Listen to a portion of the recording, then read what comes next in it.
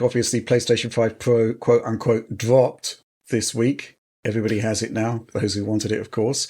And, well, what can I say? The patches keep on coming, and we actually had a heavy hitter arrive just last night. God of War Ragnarok has now been upgraded. It is now professional ready.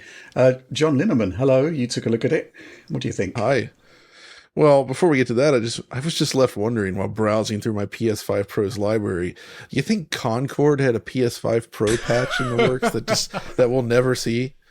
You have to wonder, right? Like it probably did, but we'll never see it now. But what we have seen is the God of War Ragnarok patch, which, as you said, arrived, and this one turned out to be a fair bit more interesting than I think any of us actually expected. Right. For a couple reasons. First of all, they allow the frame rate to be uncapped, which is cool. So on a 120 hertz screen with VRR, you can turn on the high frame rate mode, and then it just allows the frame rate to go as high as it can. Great. They've replaced the performance mode with PS5 Pro Enhanced mode, as they call it. Cool. But what's unique about this is what's called scaling in the options menu, where you have two options, PSSR, anti-aliasing, or TAA, which is their original temporal anti-aliasing, right? You can actually select each one. And what this allows us to do is gain some insight into the performance cost of PSSR, because up until now, we haven't really been able to gauge that because there is a performance cost. These machine learning based upscalers, upsamplers, they are not free, right? There is a base cost to these things, especially when you're dealing with, really high jumps in terms of pixel count. And now we have a better idea. And I think back whenever it was, Alex, you kind of guessed that it would be around 2 milliseconds per frame. Yeah, I think the guess originally was that FSR costs about that much on Xbox Series X. And there was the leak, of course, too, of the internal documents, which said roughly 2 milliseconds. Okay, that's where it's from. Yes, I remember hearing that. And guess what?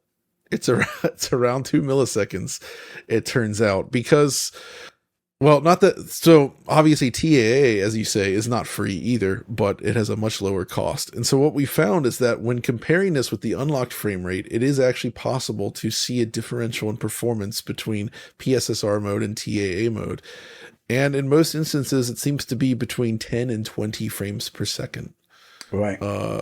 But in terms of like percentage of frame rate, it'll depend upon the ultimate frame rate. Yeah. Correct. The percentage varies based on the performance number, right? So, for instance, Alex, you sent me to one of the most demanding areas for the CPU. Yeah, just for fun. Right? And it was interesting to see with PSSR, we were getting around, 63, 64 FPS, if I recall. Mm-hmm. And then TAA was essentially 10 frames more. But it was often larger than that. So during my average rate of play, we can't actually capture the performance data for this game because it's a VRR 120 hertz title. So all I have is this sort of like filmed off-screen footage with the VRR display. But you can see that, like in this area, we're getting pretty good frame rates above 60 FPS with PSSR. But if we then turn off that and switch to TAA, it jumps up significantly. And in many scenes, you pretty much get close to 100 frames per second even. It's in the 90 to 100 frames region, which is quite good.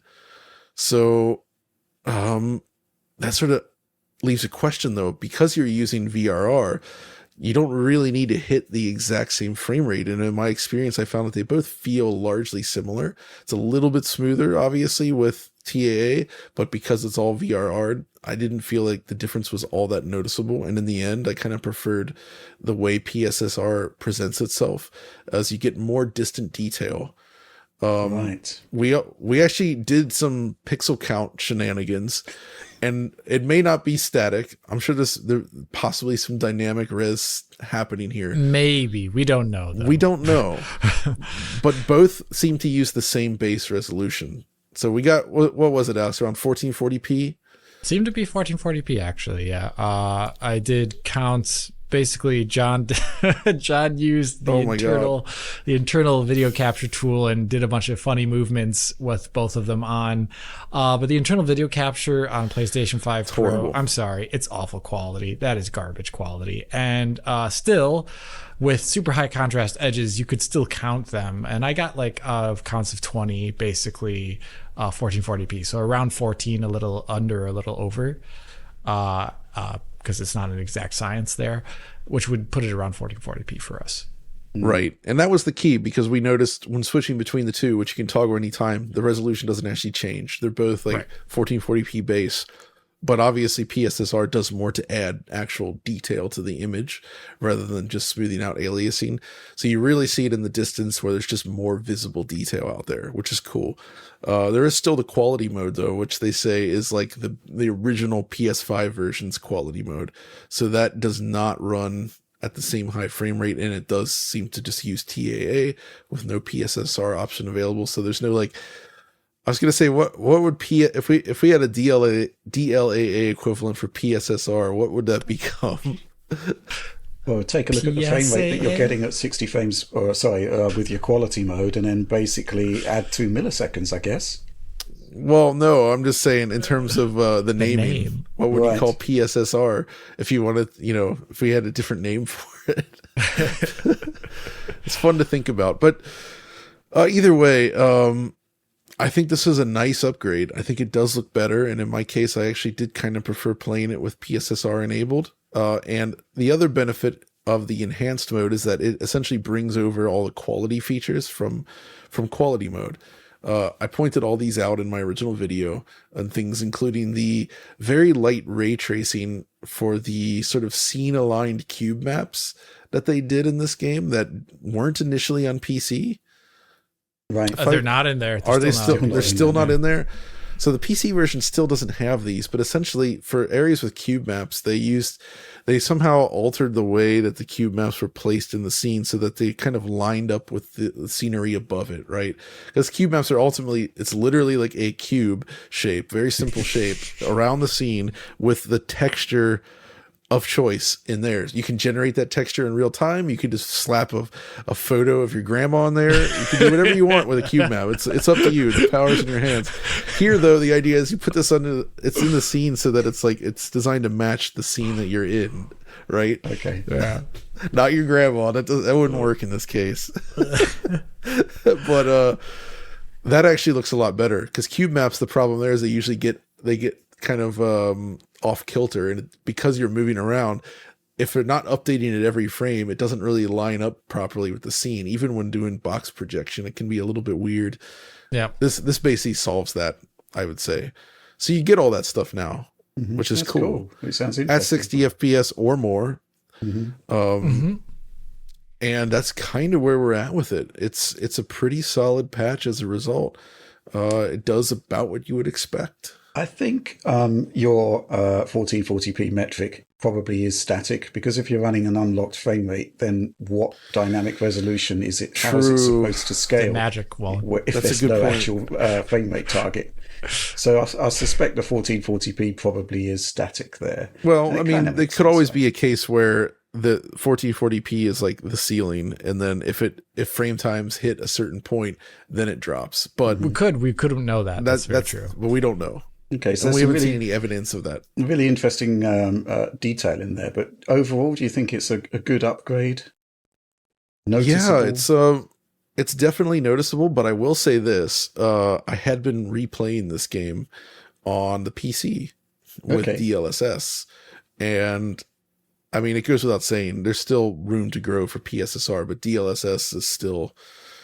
It's the king for this, and the image quality is definitely better. But I will say that PSSR anti-aliasing in this case does actually bring the image up. It reminds me more of DLSS, which is a good thing to say, just in terms of improving the overall image and increasing the perception of distant detail. It's really noticeable in that way. If you're standing right up at the screen, you can see this from afar, by the way. I'm just saying, standing close, it's really obvious. Like, you look at distant small details here, and it just turns to kind of mush with the TAA. It just can't resolve it, and it kind of has that bit of fizzle going on, and it really helps clean it up and stabilize it. Not perfect, but it's definitely a lot better.